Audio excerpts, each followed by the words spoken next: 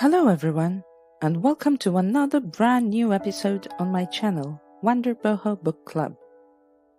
Today I'll be discussing the book, The Elephant in the Brain, Hidden Motives in Everyday Life, written by Kevin Simler and Robin Hanson. Kevin Simler is a writer, software engineer, and a consultant for startups about technology, leadership, and recruiting. Robin Dale Hanson is an associate professor of economics at George Mason University and a research associate at the Future of Humanity Institute of Oxford University. In The Elephant in the Brain, the authors try to bring to awareness our hidden motives by looking for less-known dark corners of our mind and shining light on them.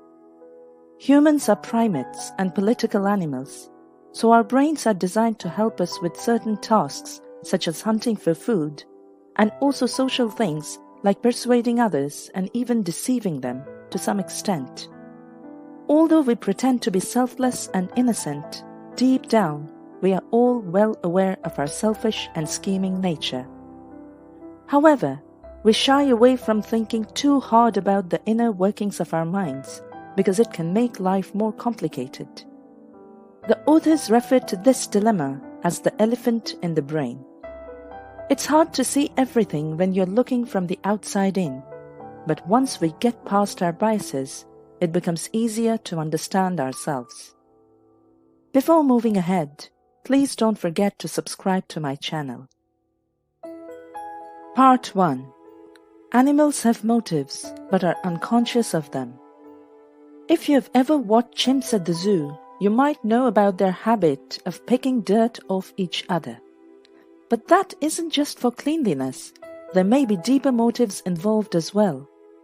It's a phenomenon called social grooming, and it takes place for a variety of deep and selfish reasons. While studying primates for many years, scientists observed that the act of grooming has a purpose besides hygiene. Essentially, grooming is a way to form relationships and long-term alliances with members in the group by building trust. The observations came from the idea that, even after the fur is clean, primates will continue to groom each other. This was proof that grooming isn't just a hygienic procedure, but something more complex and political. But obviously, primates are not conscious in the way that we humans are. But surprisingly, even though they might not be aware of social strategies, they still use them. It's instinctual. On the other hand, humans can read other people's emotions and form judgments about others based on their individual perspectives. Because of this perceptive ability, we sometimes tend to hide our motives from others. The primates don't need to lie because they can't read through deception and hidden motives. Part 2. The Hidden Agenda. It's no surprise that humans like to strive for social status. We could be self-motivated by things like selfish goals, deception, or sexual conquest. If you really want to get a promotion, you won't just ask for it. Instead, you will show your experience and competence through speaking professionally. You may be unknowingly pushing your own advancement at the expense of your co-workers. Judging from our actions, we sometimes delude ourselves a lot, because fooling ourselves makes it easier to fool others. But of course, our brains don't really stay completely oblivious to this. The authors term this phenomenon the elephant in the brain. The elephant in the brain refers to those motives that, although significant, are not acknowledged by our conscious minds, mainly because these motives might be sensitive or a taboo. Part 3. Intra-species competitive evolution.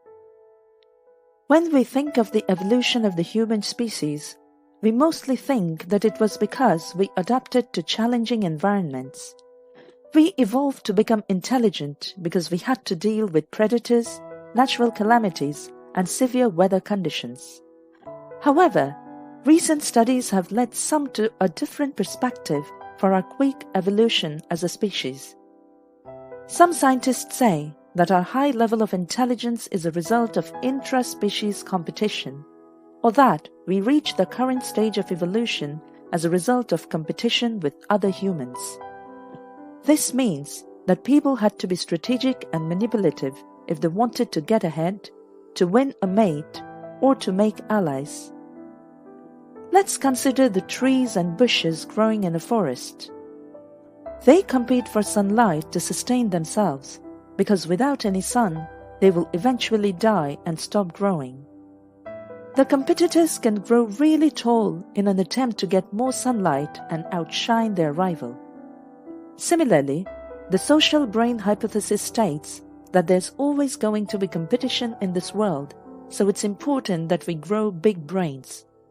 They will help us get a bigger food supply, make connections with others, and find more sex partners. Part 4. Social norms. Competition is how humans built our society. The instinct can be a powerful one, but sometimes it's wasted energy and it's better for us to suppress it. When there's too much competition in communities, people often come up with ways to regulate people's behavior and avoid conflicts or violence. This is what we call norms or rules in the community.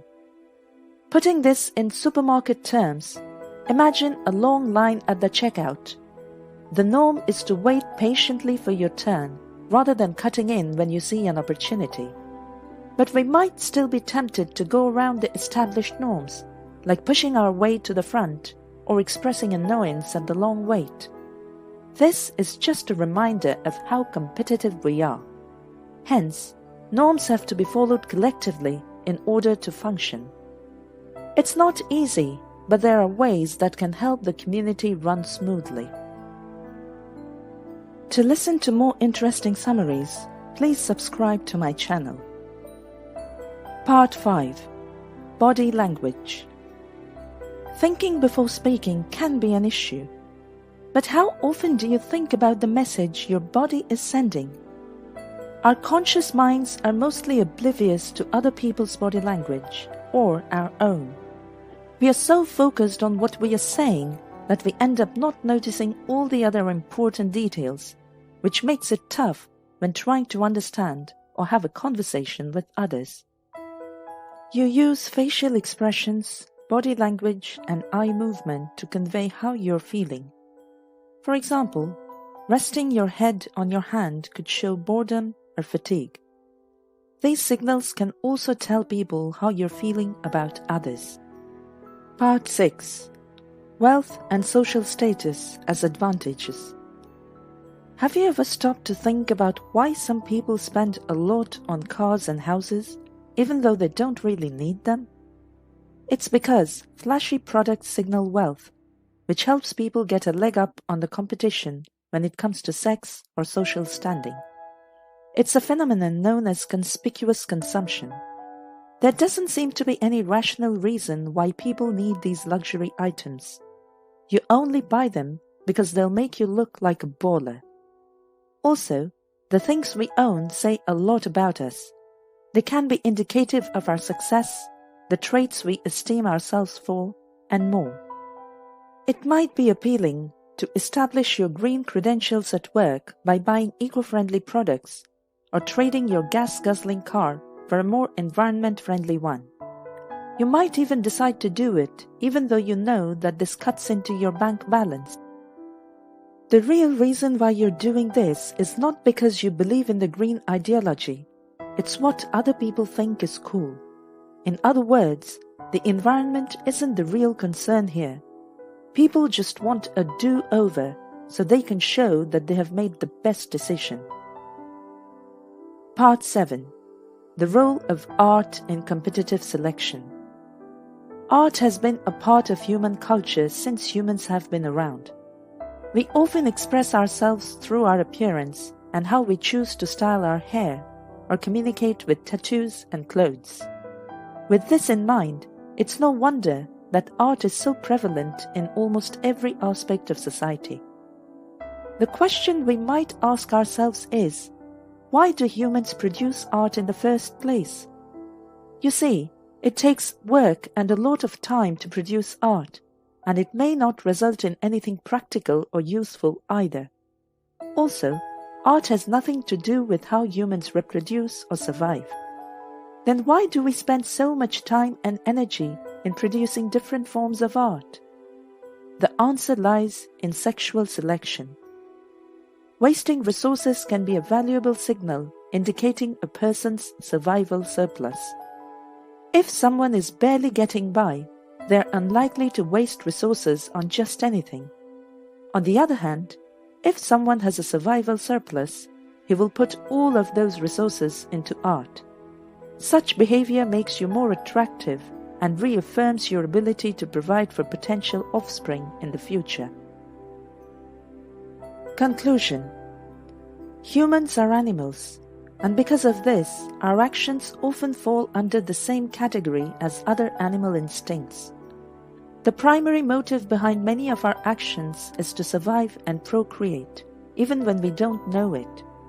We often try to portray ourselves in a good light so we can have the best chance of getting the things we need and successfully find a potential partner. Understanding the insights given in this book will help you acknowledge your hidden motives and understand yourself better, which will in turn lead to a higher level of self-realization and consciousness and a life lived with harmony and cooperation. Thank you for watching this episode. Please don't forget to subscribe. Your likes, comments and shares are highly appreciated. See you soon in our next episode.